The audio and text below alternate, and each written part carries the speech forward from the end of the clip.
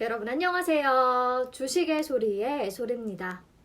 이제 진짜 달력 한 장이 넘어갔네요. 11월 첫째 날인데요. 10월 한 달 주식시장이 너무 힘들었어서 차라리 11월이 빨리 왔으면 좋겠다라고 생각을 했는데 막상 11월이 됐는데도 두려운 건 마찬가지입니다. 영국이 결국에 2차 봉쇄령을 내렸다고 해요. 이렇게 되면 유럽 3대 국가죠. 독일, 프랑스, 영국까지 전부 봉쇄 조치에 들어가게 되는데요. 참 암담합니다. 어쩌죠? 시장이 당분간 조금 더 내리막길을 걷게 될 것 같다는 생각이 드네요. 이번 달도 주식 애소리 식구들 의지하면서 잘 버텨봐야겠어요. 네, 11월 첫째 주 더 알찬 주간 증시 일정 시작할 텐데요. 첫째 주라서 그런지 특별히 꼽아볼 핵심 일정들이 많지는 않더라고요. 11월 2일 월요일 일정부터 보시면 미국의 10월 ISM 제조업 지수가 발표되는데요.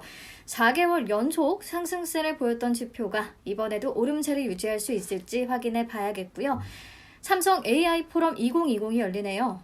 세계적으로 저명한 AI 석학과 또 전문가들을 초청해서 최신 AI 연구 성과를 공유하고 향후 연구 방향과 전략을 모색하는 기술 교류의 장인데요. 이 행사가 진행된다고 해서 AI 관련주들 바로 반응을 보일 것 같지는 않습니다. 그리고 한국 타이어앤테크놀로지와 SK 렌터카가 실적을 발표합니다. 한국 타이어앤테크놀로지는 자동차 산업이 예상보다 빠른 회복세를 보이면서 좀 실적을 개선할 수 있는 환경이 마련됐다는 분석이고요. 3분기 연결 기준으로 매출은 전년 동기 대비해서 0.9% 증가, 영업이익은 4.7% 줄어들 것으로 예상이 되는데 영업이익이 이렇게 소폭 감소했다고 해도 시장 기대치를 17.5%나 웃도는 성과를 내는 것이라고 하네요. SK 렌터카도 3분기 매출액 7.7% 증가, 영업이익은 33%나 증가, 또 순이익은 87.1%나 오르면서 완전 호실적을 발표할 것으로 기대되고 있습니다. 네, 그리고 대망의 11월 3일 트럼프와 바이든의 길고 긴 싸움이 우선 이날 선거인단 투표를 통해서 대단원에 막을 내리게 되는데요. 전 세계의 이목이 집중되는 굉장히 큰 빅 이벤트죠. 근데 무사히 막을 내리지 못하게 될 것이라는 불안감이 증폭되면서 더 머리가 아픈데 여전히 각종 여론조사 지표에서는 바이든이 앞서고 있지만 제가 애소리의 주식수다에서 말씀을 드렸듯이 6개 경합주에서 승기를 잡는 게 무엇보다 중요한데 여전히 경합주에서는 두 후보가 치열한 접전을 벌이고 있어서 바이든의 승리를 100% 예단할 수는 없습니다. 아무리 전체 유권자표를 더 많이 가져간다고 해도 선거 인단이 많이 배정된 주에서 패배한다면 힐러리처럼 결국 쓴맛을 볼 수도 있으니까요. 내용은 위에 나오는 영상 통해서 자세히 확인해 주세요. 자, 그래서 예측해 볼 수 있는 현재 3가지 시나리오는 대선에서 바이든이 승리, 상원, 하원 모두 민주당이 석권하는 첫 번째 시나리오, 그리고 대선에서 트럼프가 승리하고 상원은 공화당, 하원은 민주당이 석권하는 두 번째 시나리오. 다음, 대선에서 바이든이 승리하고 상원은 공화당, 하원은 민주당이 석권하는 세 번째 시나리오. 그리고 네 번째를 꼽자면 트럼프의 대선 불복 사태.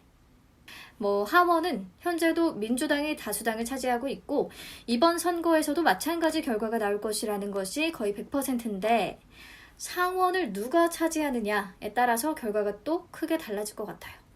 우선은 대통령, 상원, 하원 모두 민주당이 석권하는 첫 번째 시나리오는요.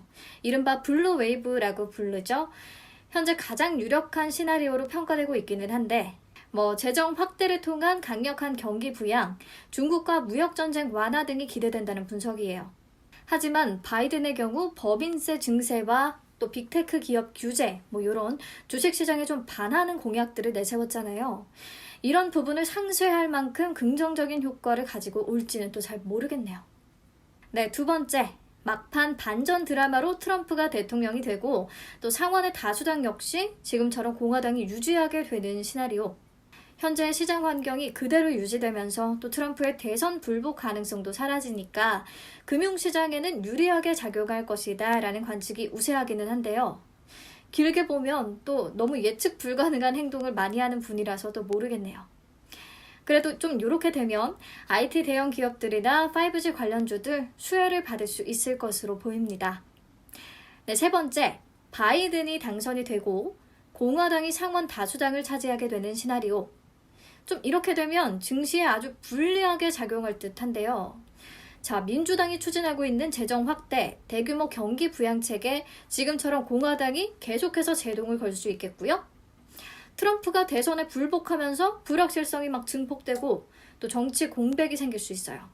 빅테크 규제는 규제대로 하고 법인세도 올리고 재정 확대 정책도 못하고 좋을 게 없어 보이죠. 근데 이보다 더 최악은 진짜 불복 사태가 벌어지는 경우입니다. 코로나19 대규모 감염을 줄이기 위해서 우편 투표를 내년보다 확대 시행하게 되는데요.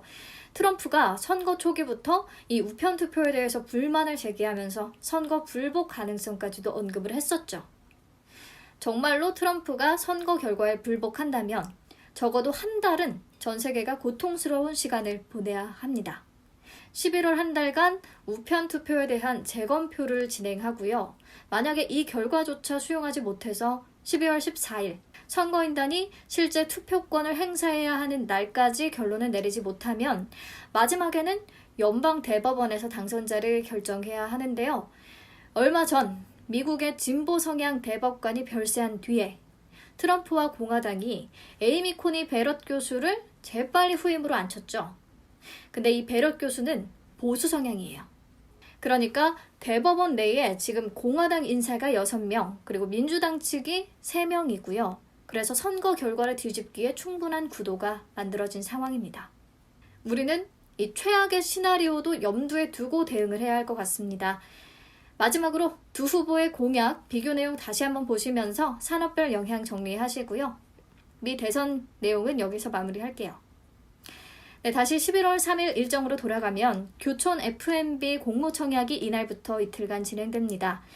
외식 프랜차이즈 업종 가운데 1호로 직상장에 도전하게 되는 건데요. 국내 치킨 프랜차이즈 업계 매출 1위, 그리고 비대면 경제 활성화에 따른 실적 증대, 보수적인 공모가 선정, 이런 부분이 강점이기는 하지만 워낙에 공모주 투자 심리가 지금 위축된 상황인데다가 또 교촌 F&B의 미래 성장성에 의구심을 갖는 투자자들이 많아서 IPO가 흥행할 수 있을지는 모르겠어요. 외식 프랜차이즈 업종은 사업 과정에서 계절 마케팅, 광고 이런 흥행 여부에 따라 실적 변화도 굉장히 크고요. 그리고 외식 배달업 전반을 놓고 보면 경쟁사가 워낙 많아서 비대면 활성화라는 호재가 교촌 F&B의 지속적인 성장을 담보하는 것도 아니고 중장기 성장성은 미지수라는 거죠, 결과적으로. 그래서 잘 모르겠어요. 저라면 청약하지 않을 것 같습니다. 그리고 이날 빅히트의 상환 전환 우선주 177만 7,568주가 추가로 상장됩니다.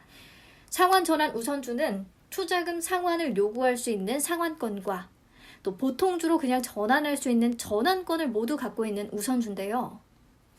아주 오래전에 중국의 웰블링크라는 회사가 빅히트로부터 상환 전환 우선주를 사들이면서 투자를 했었거든요. 근데 상장하면서 이렇게 주식 가치가 완전히 뻥튀기가 됐으니까 주식으로 전환해서 받겠다는 거죠. 그러면 이득이 엄청나잖아요. 문제는 당시에 발행가액이 2,118원이었거든요. 그러니까 웰블링크가 이걸 주식으로 보통주로 전환한 다음에 지금 시장에서 바로 팔아도 거의 70배의 수익을 챙길 수 있다는 소리입니다. 177만 주 중에 절반은 지금 바로 매도가 가능하다고 하고요. 나머지 반은 내년 4월 14일까지 보유예수가 걸려있다고는 하는데 아무래도 절반은 바로 매물 폭탄으로 쏟아져 나올 가능성이 높아 보이네요. 가뜩이나 주식수 늘어나면서 주주 가치가 희석될 것이라고 걱정을 하는데 참 주주들로부터 너 양아치니? 라는 소리 나오게끔 하는 것 같아요. 근데 사실 상장 전에 투자 설명서에 이미 명시가 돼 있던 내용이기는 하거든요. 그러니까 양아치까지는 아니지만 그래도 참 그러네요. 아무튼 보유하신 분들은 조심하셔야 할 것 같아요. 기관 투자자들의 보호예술 물량까지 풀려서 지금 매물 폭탄이 쏟아져 나오고 있으니까요. 판단 잘 하셔야 할 것 같습니다. 네, 그럼 4일 스케줄로 넘어가 볼까요? 네, 4일에는 SK 하이닉스와 카카오 게임즈의 실적 발표가 예정이 돼 있네요. 그리고 이날 판문점 견학이 재개될 예정입니다. 접경지역 아프리카 돼지열병과 코로나19 방역을 이유로 장기간 중단이 됐었는데 다시 견학이 가능해진다고 해요. 이번에는 일반인의 접근성을 대폭 강화한 것이 특징이고요. 기존에는 단체 견학만 신청을 받았는데 이제는 개인이나 가족 단위로도 신청할 수 있다고 합니다. 관련주들 이 소식에 움직일 것 같지는 않네요. 이날 그리고 미국 최대 모바일 칩 제조업체인 퀄컴도 실적을 발표하니까요. 이를 통해서 앞으로 반도체 업황도 한번 체크해 보셨으면 좋겠습니다. 네, 5일에는 티웨이 항공이 인천과 오사카 노선을 재개하고요. 6일에는 인천, 도쿄 노선의 항공편을 재개, 주 1회 운항에 돌입할 예정입니다. 3월에 중단한 이후에 오랜만에 일본행 노선이 운항이 되는 건데 저가 항공주 그리고 항공주들 분위기 전환될 수 있으니까 한번 지켜보시고요. 이날도 굵직한 기업들의 실적 발표 예정돼 있네요. 그리고 지금 세계 IPO 역사를 새로 쓰고 있는 중국의 엔트그룹. 역사상 지금 최대 규모의 IPO죠. 거의 40조 원가량을 조달하면서 홍콩과 상하이에서 동시 상장을 추진하고 있는데요. 엔트그룹은 중국인 10억 명이 사용하고 연간 결제 금액이 17조 달러를 넘는 것으로 알려진 알리페이의 운영사입니다. 이번 IPO에 홍콩에서는 약 190조 원가량이, 상하이 증시에서는 약 3,230조 원에 달하는 금액이 청약 증거금으로 몰렸다고 하네요. 저는 감이 안 옵니다, 이 수치가. 근데 우리가 이 엔트그룹 상장에 주목해야 하는 이유는요. MSCI 이머징 지수에 편입될 가능성이 있기 때문이죠. 특히 중국 기업은 MSCI 이머징 지수 내에서 한국의 동일 업종 기업과 경쟁 구도를 형성하고 있으니까요.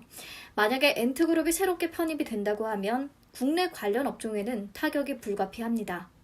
물론 11월 조기 편입 가능성을 현 시점에서 예단하기는 어렵지만요. 중장기적으로는 편입 가능성 매우 높다고 생각을 해야 할 것 같아요. 그렇다면 엔트그룹이 어떤 업종으로 분류가 되느냐에 따라서 국내에 타격을 입는 업종과 종목들 달라질 수 있겠습니다. 금융업이 될지, IT 업종이 될지, 소프트웨어 업종이 될지 관심 갖고 지켜봐야겠죠. 네, 그리고 미 FOMC 회의 결과가 대선 직후에 발표가 될 텐데 이번 회의에서 당장에 어떤 조치를 내놓을 가능성은 크지 않지만 코로나19 재확산과 대선 결과에 대해서 연준이 어떤 평가를 할지에 따라 시장 움직임도 달라질 수 있습니다. 뭔가 추가 완화 가능성 시사해줬으면 하는 개인적인 바람이네요. 네, 그리고 6일 금요일에도 실적 발표가 몰려있네요. 이번 주는 실적 발표의 주간이 되겠습니다. 실적 발표와 함께 향후 전망 체크하면서 업종 분위기 파악해보세요.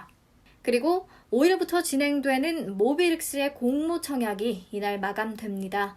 모비릭스는 모바일 게임 업체고요. 벽돌 깨기 퀘스트처럼 조금 주로 가벼운 캐주얼 게임을 중심으로 하는 회사입니다. 고사양 디바이스를 요구하지 않기 때문에 동남아, 중남미 등 성장 포텐셜 높은 국가에서 대규모 신규 가입자가 유입되고 있다고 하고요. 이미 국내 1위의 글로벌 게임 다운로드 시장 지배력을 가진 회사라고 하네요. 사실 저는 몰랐어요. 근데 공모 희망가가 13,000원에서 16,000원으로 2020년 예상 실적을 기준으로 펄을 계산하면 13배에서 16배 정도가 되거든요. 그러면 W게임즈나 미투홈과 같이 국내 동종업체의 평균 퍼인 27.75배 대비해서는 40에서 50% 정도 할인된 수준입니다. 제 생각에 공모가는 그래도 충분히 매력적인 것 같네요. 혹시 게임 기업 관심 있으신 분들은 내용 한번 조금 더 찾아보시면 좋을 것 같습니다. 네, 그리고 다음 주 3일, 6일 두 차례 기획재정위원회의 전체 회의가 진행되는데요. 주식 양도세 부과 기준에 대한 논의가 주를 이룰 것으로 보이고요. 더불어민주당도 지금 유예하는 방향으로 당론을 모은 상황에서 기재부가 어떤 스탠스를 유지할지 관심이 쏠립니다. 이 부분이라도 해결이 돼야 조금 숨통이 트일 것 같아요. 네, 다음 주는 아무래도 미 대선 결과에 모두가 숨죽이는 한 주가 될 것 같습니다. 영국의 락다운 그리고 미국 대선 불복 사태에 대비해서 우리도 평정심 유지하면서 조금 시장을 좀 관망해야 할 것 같아요. 보유 종목을 그냥 다 정리하고 안정화될 때까지 기다릴 것인지 아니면 지금까지 기다렸으니까 조금 더 기다렸다가 추가 대응을 하면서 버텨볼 건지 어떤 게 딱 맞다라고 제가 말씀드리기는 어렵고요. 본인 판단하에 결정을 해야 하는 것이니까 잘 고민해 보시기 바랍니다. 저는 이 시점에 손절하지는 않겠습니다. 비도 추적추적 내리고 좀 우울한 주말이지만 남은 시간 잘 마무리하시고요. 오늘 내용도 조금이나마 도움되셨다면 구독과 좋아요 부탁드려요.